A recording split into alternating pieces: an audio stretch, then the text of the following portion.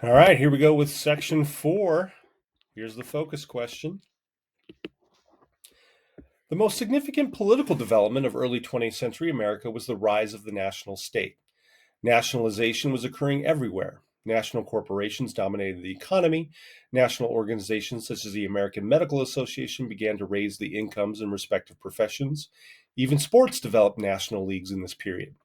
Progressives believed that only an energetic national government could establish the social conditions of freedom. Poverty, economic insecurity, and an absence of industrial democracy were national problems that could only be solved nationally. Herbert Croly, editor of the New Republic, argued that the democratic national state was an alternative to the forces that controlled Americans' lives, whether the narrow interests that manipulated politics or corporations.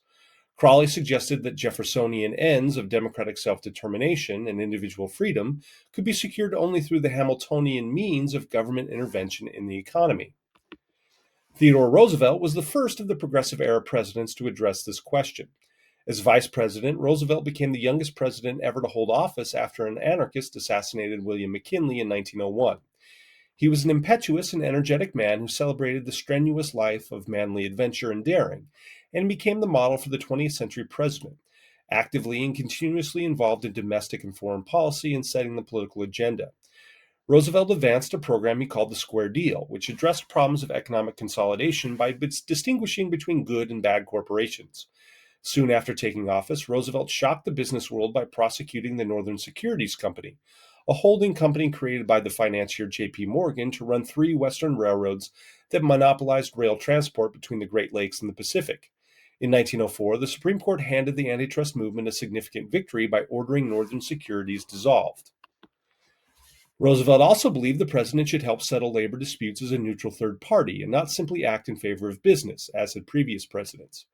In 1902, when a strike paralyzed the coal industry, he brought union leaders and managers to the White House and settled the strike by appointing a commission. Re-elected in 1904, Roosevelt advocated more direct economic regulations, including reinforcing the Interstate Commerce Commission, whose powers had been restricted by the Supreme Court. In 1906, public opinion had shifted in support of Roosevelt, and Congress passed the Hepburn Act, giving the ICC the power to set railroad rates, an important step in giving the federal government regulatory power. While many businessmen supported the creation of new federal agencies to improve consumer product safety, they were alarmed by Roosevelt's calls for federal inheritance and income taxes and interstate business regulation. In the 1890s, the Scottish-born naturalist John Muir founded the Sierra Club to help preserve forests from uncontrolled logging from timber corporations. Muir's deep love for nature came from religious beliefs. Almost blinded in an industrial accident in Indianapolis, Muir believed that his sight was restored so that he could appreciate the natural beauty of God's creations. For example, he called forests God's first temples. Like the Transcendentalist, he lamented the intrusion of civilization on the natural environment. Muir developed a broad following as Americans came to see nature as a place for recreation and personal growth. Roosevelt was also an avid outdoorsman. While the United States led the world in conserving wilderness areas, having established the first national park at Yellowstone in 1872, it had no national conservation policy until Roosevelt's administration. He ordered that millions of acres be set aside as wildlife preserves and urged the creation of new national parks. Conservation was typically progressive in some ways. Experts would help the government serve the public good while preventing special interests from damaging the environment.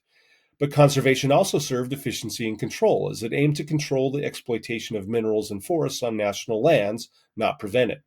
In the West, water was especially scarce and required regulation in order to conserve and distribute it fairly.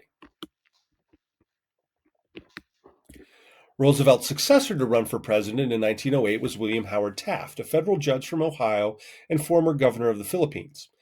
Taft defeated William Jennings Bryan in his third unsuccessful run for the presidency. Taft was progressive in that he believed government should go beyond laissez-faire principles of the 19th century, and he pursued antitrust more aggressively than had Roosevelt. In 1911, he convinced the Supreme Court to declare John D. Rockefeller's Standard Oil Company in violation of the Sherman Antitrust Act and ordered its breakup into separate companies. This case, along with a similar prosecution of the American Tobacco Corporation, allowed the government to distinguish between good companies and the bad companies that stifled competition.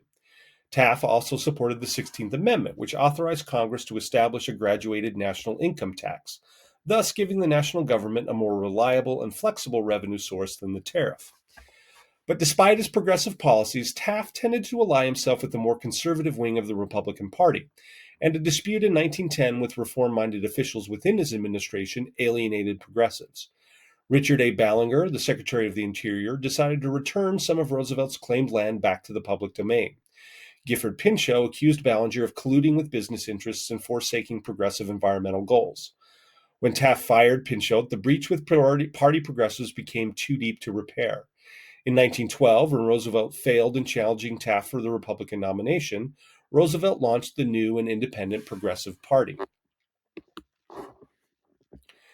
The different tendencies in progressive thought were expressed in the 1912 presidential campaign, which saw a four-way contest among Taft, Roosevelt, Woodrow Wilson, the Democratic candidate, and the socialist Eugene V. Debs. They each took a different position in what became a national debate on the relationship between political and economic freedom in the age of big business. Taft, the most conservative, argued that economic individualism could still be the basis of society if business and government worked together to solve social ills. Debs stood at the opposite end of the political spectrum from Taft, and although most Americans did not support the socialists' revolutionary goals, their proposals for public ownership of railroads and banks, unemployment assistance, and laws limiting working hours and setting a minimum wage were typically progressive. But it was the fight between Roosevelt and Wilson over the federal government's role in the economy that captivated most voters in 1912. While they both believed government was necessary to preserve individual freedom, they disagreed about the dangers of increasing government power. Wilson, believing in states' rights and laissez-faire, was progressive in his policies as New Jersey's governor, where he helped create workmen's compensation and state regulation of utilities and railroads. Influenced by Louis D. Brandeis, Wilson argued that government had to be independent of big business and restore market competition without creating big government. His program, called the New Freedom, involved strengthening antitrust, working to protect workers' rights to organize unions, and encouraging small business. Wilson thus hoped to create the conditions for real economic competition without increasing government regulation of the economy. To Roosevelt and his supporters, Wilson's program was outdated, as it focused on small business but ignored inevitable economic concentration and the interests of professionals, consumers, and labor. Roosevelt's program, the New Nationalism, accepted bigness and the need for strong government regulation to check its abuses.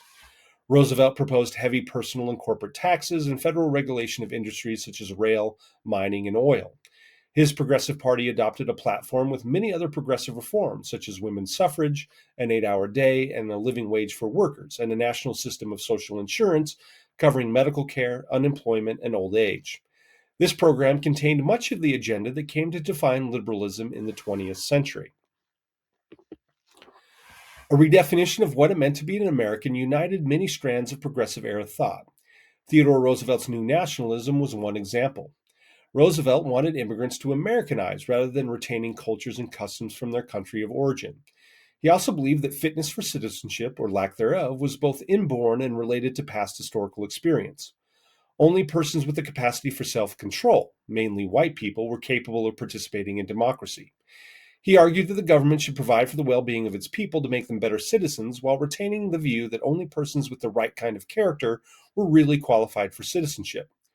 Roosevelt's concept of Americanism, although closed to blacks and Asian Americans, was open to more people than the outlook of his contemporaries, who also excluded the new immigrants from Europe.